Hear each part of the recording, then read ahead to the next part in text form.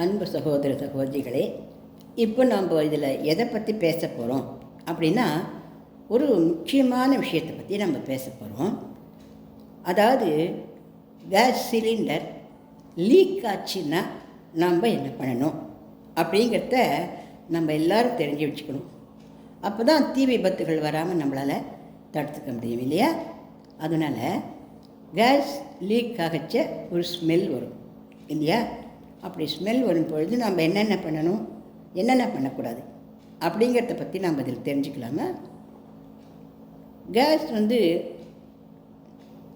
Smell வந்ததுக்கப்புறம் இன்னும் ஒரு விசில் தான் வரும், அதோட ஆஃப் பண்ணிடலாம். இப்போ தானே லேசாக ஸ்மெல் வந்துட்டுருக்கு அப்படின்னு சமையலை தொடர்றது பெரிய ஆபத்தில் முடியும்.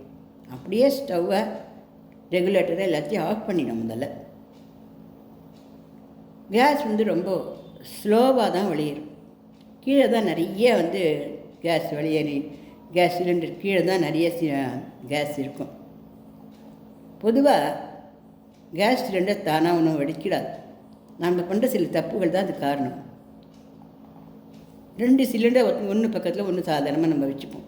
ஏன்னா ஒன்று ஆயிடுச்சுன்னா உடனடியாக மாற்றிடலாம், வேறு ரூமில் இருந்தால் அங்கேயிருந்து நகர்த்திகிட்டே வரணும், இழுத்துட்டு வர முடியாது. அப்படின்றதுனால நம்ம கிச்சன்லேயே 2 சிலிண்டரையும் ஒன்று பக்கத்தில் ஒன்று வைப்போம் இல்லையா? அது ரொம்ப பெரிய தப்பு. ஒரு சிலிண்டருக்கு ஏதாவது இருந்தால் கூட இன்னொரு சிலிண்டர் சேர்ந்து வெடிச்சு போயிடும். சிலிண்டர் மேலே தோசைக்கல்லை வைக்கிறது, அதுக்கப்புறம் இட்லி வடை வைக்கிறது, அதுக்கப்புறம் பிடிச்சி இறக்குற பிழு துணிகளை வைக்கிறது, அந்த மாதிரிலாம் நம்ம எதையும் வைக்கக்கூடாது. ஏன் அப்படின்னா, ஒரு கால் தீ விபத்து வந்ததுன்னா அந்த துணியில் ரொம்ப சீக்கிரமாக பார்த்துட்டு அந்த கேஸ் வெடிக்கிறதுக்கு அது நம்ம ஹெல்ப் பண்ண மாதிரி ஆகிடும். ரெகுலேட்டரை முதல்ல நம்ம ஆஃப் பண்ணிடணும். அப்படி அதுக்கிட்டே போக முடியல அப்படின்னாக்கா என்ன பண்ணணும்னா, ஒரு பெரிய கோணியோ இல்லை தடிமனான போர்வையோ எடுத்து நல்லா தண்ணியில் நல்லா முக்கி ஈரத்தோட அந்த கேஸ் வெளியில் வராதபடி, அதாவது வெளியில் இருக்கக்கூடிய இந்த ஆக்சிஜன் காற்று உள்ளே போக நுழைய முடியாதபடியாக இறுக்கமாக அதை சுற்றி சுற்றி சுற்றி சுற்றி கட்டி வச்சிடணும். 2 போர்வை 4 போர்வை வச்சா போட்டு கட்டினா கூட பரவாயில்ல. அந்த மாதிரி இறுக்கமாக அந்த ஈரத்துணியை போட்டு நல்லா அதை மூடிட்டு நம்ம உடனடியாக என்ன பண்ணணும், நம்ம கேஸ் சிலிண்டர் வாங்குகிறோம் இல்லையா, அங்கே ஃபோன் பண்ணலாம்.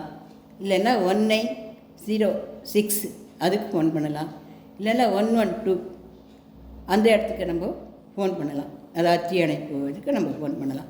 அவள் நமக்கு அந்த தீ விபத்து வராமல் நம்மளை காப்பாற்றி கொடுப்பா. டிவி, ஃப்ரிட்ஜு இந்த மாதிரி ஏதாவது மின்சாரத்தில் இயங்கக்கூடிய இருந்ததுன்னா அது சுவிட்சில் நம்ம கையையே வைக்கக்கூடாது. அதை ஆஃப் பண்ணக்கூடாது, ஆன் பண்ணக்கூடாது. எப்படி இருக்கோ அப்படியே விட்டுடணும். ஐயோ எல்லாத்தையும் ஆஃப் பண்ணிடலாம், ஆஃப் பண்ணலான்னு ஆஃப் பண்ண ஸ்பார்க் வெளியில் வந்துடுதுன்னா அந்த ஸ்பார்க் போகும் அது வெடிக்கிறதுக்கு. அதனால் எப்படி இருக்கோ அப்படியே வச்சுடலாம். ஜன்னல்கள்லாம் நல்லா திறந்து வச்சுடலாம். எப்போவுமே நம்ம என்ன பண்ணோம், டெலிவரி பண்ண வர அண்ணாக்கிட்ட இந்த ரெகுலேட்டரை இந்த சிலிண்டரில் போட்டு பார்த்து சரியாக இருக்கான்னு பார்த்து சொல்லுங்களேன். நீங்கள் அந்த வாஷர் சரியாக இருக்கா, இது கரெக்டாக இருக்கா, கேஸ் லீக் ஆகாத இருக்கா பாருங்களேன் அப்படிங்கிறத நம்ம கேட்கலாம். அவள் என்ன தான் அங்கே டெஸ்ட் பண்ணி போட்டு வந்தாலும் நம்மளுடைய மனசு நிம்மதிக்கு நம்ம அவளை கேட்டால் அந்த மாதிரியா மறுபடியும் போட்டு இல்லைம்மா நல்லா தான் இருக்குது அப்படின்னு சொல்லுவாள். ஒரு கால அதில் லீக் ஆகிற மாதிரி இருந்ததுன்னா அவள் அதை சரி பண்ணி கொடுத்துட்டு போவாள்.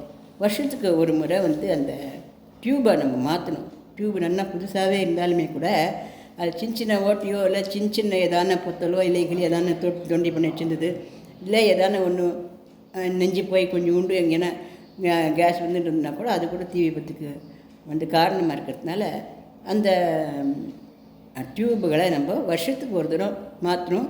அடிக்கடி செக்கப் பண்ணிகிட்டு இருக்கணும். அதில் ஏதாவது துளைகளை விழுந்துருக்குதா, ஏதான பிடிச்சி இழுக்கப்பட்டிருக்குதா, அல்லது எலி கிளி போட்டு புறாண்டுட்டு போயிருக்குதா, அதை என்னென்னா பார்த்து வச்சுக்கணும். நம்ம வீட்டுக்கு போன உடனே போய் ஸ்டவ் மூட்டிடக்கூடாது.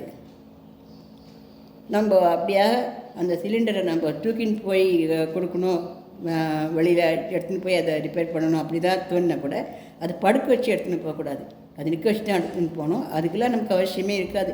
நம்ம ஃபோன் பண்ணோம்னா அவளே சிலிண்டர் கொடுத்தவளை நமக்கு அதை சரிப்படுத்தி கொடுப்பா. நாம் இந்த சின்ன பிழைகளெல்லாம் பண்ணாமல் நம்ம தைரியமாக டக்குன்னு அப்போ என்ன பண்ணணும் அப்படிங்கிறத டக்குன்னு பண்ணணும். என்ன பண்ணணும் அப்படின்னா, உடனே ரெகுலேட்டரை மூடிடணும். அது ஃபஸ்ட்டு. மின்சாரம் சம்மந்தப்பட்ட எதையும் போடவும் கூடாது, அணைக்கவும் கூடாது, ஸ்பார்க் வரும்படி நம்ம பண்ணக்கூடாது. உடனடியாக பெரிய போர்வையோ அல்லது கோணிகளையோ நல்லா தண்ணியில் முக்கி அந்த கேஸை சுற்றி காற்று, வெளிக்காற்று, ஆக்சிஜன் உள்ளே போகாத நம்ம அதை நல்லா மூடிவிடணும். பயமாக இருந்தாலுமே கூட கிடக்கிட இந்த விஷயங்களை நம்ம அதை பண்ணிவிட்டு நம்ம உடனடியாக நம்ம ஃபோன் பண்ணோம்னாக்க உடனே நமக்கு அந்த தீ விபத்து வராதபடியாக நம்ம பார்த்து கொடுப்பா. சிலிண்டர்கிட்ட நம்ம வேலை பண்ணும்பொழுது, கிச்சனில் வேலை பண்ணும்போது ரொம்ப கவனமாக நம்ம அதை வேலையை செய்யணும். அப்படி செஞ்சால் நம்ம தீ விபத்துகள் இல்லாத ரொம்ப மகிழ்ச்சியோடு வாழலாம். இந்த பதிவை பிடிச்சிருந்தால் லைக் பண்ணுங்கள், ஷேர் பண்ணுங்கள், சப்ஸ்கிரிப்ஷன் கொடுங்க. நன்றி, வணக்கம்.